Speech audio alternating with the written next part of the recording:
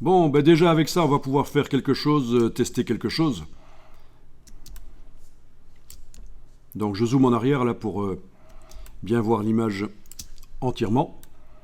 Alors voilà, vous allez activer l'outil forme d'historique. Donc c'est le pinceau avec la flèche qui tourne.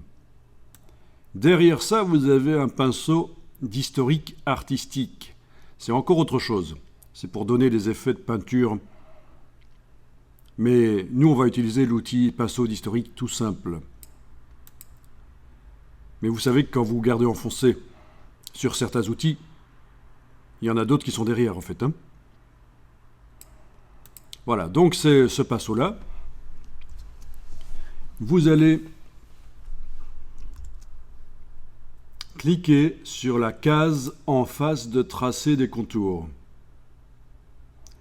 Et comme l'infobulle vous l'indique, vous êtes en train de définir la source pour le pinceau d'historique. Ça veut dire que si je prends le pinceau forme d'historique, voilà, et que je modifie sa dimension avec, je vous rappelle, on l'a vu hier, CTRL-ALT enfoncé sur le clavier, que vous soyez sur un Mac ou sur un PC Windows, c'est les touches CTRL-ALT qu'il faut enfoncer. Sur le Mac, c'est le bouton gauche de la souris qu'il va falloir utiliser. Sur le PC, c'est le bouton droit de la souris. Et vous bougez de gauche à droite pour définir le diamètre de la brush et la dureté. La dureté, je vais la mettre à 0, donc c'est en vertical la dureté. Et en horizontal, c'est la dimension de la brush. Et vous allez faire quelque chose d'assez grand. Donc vous voyez la dimension de ma brush, elle fait quasiment la hauteur de l'image. Et grâce à ça, et donc j'ai lâché les touches évidemment CTRL-ALT parce que la dimension de la brush est bonne. Je vous rappelle que si vous avez la touche verrouillage majuscule enfoncée sur le clavier, vous ne voyez pas votre brush. Donc voilà, n'oubliez donc pas, erreur habituelle, si la touche verrouillage majuscule est enclenchée, on ne voit pas la brush. C'est ce qu'on appelle le pointeur précis. C'est pratique parfois d'avoir le pointeur précis, la croix.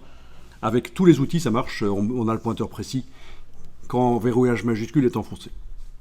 C'est le genre de choses qu'on voit le plus souvent sur les forums de débutants Photoshop. Ma forme de brush n'est plus visible sur l'image. Et bizarrement, de temps en temps, ça marche et le lendemain, ça marche plus. Bon, ben voilà, c'est ça. La touche verrouillage majuscule, voilà, qui est désenclenchée. Et alors, vous allez tracer sur l'image, voilà.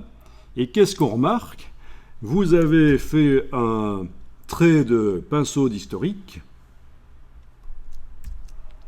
avec un bord flou et vous avez mélangé, vous avez injecté l'image telle qu'elle était au moment de tracer des contours, vous l'avez réinjectée en fait. C'est ça que ça veut dire. C'est la source. Vous réinjectez. Voilà.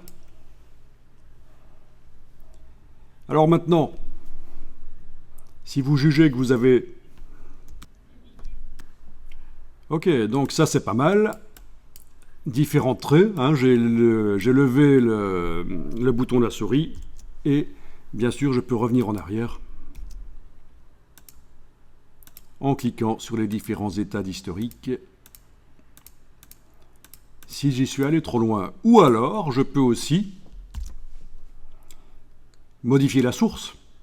Voilà, j'ai tellement joué avec le pinceau d'historique que finalement j'ai réinjecté la totalité de tracé des contours. L'image telle qu'elle était au moment où j'avais fait tracer des contours. Donc ce que je vais faire ici, c'est... cliquez sur la case vide en face de teinte saturation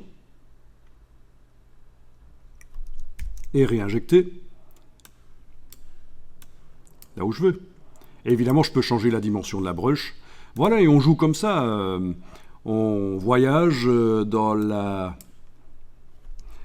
palette historique entre tracé des contours et teinte saturation et on injecte par-ci, par-là, on teste. On revient en arrière si c'est pas bon, en cliquant sur les états d'historique. Donc c'est déjà pas mal créatif ça. C'est déjà pas mal ça. Vous voyez que ça peut permettre de faire des choses assez intéressantes.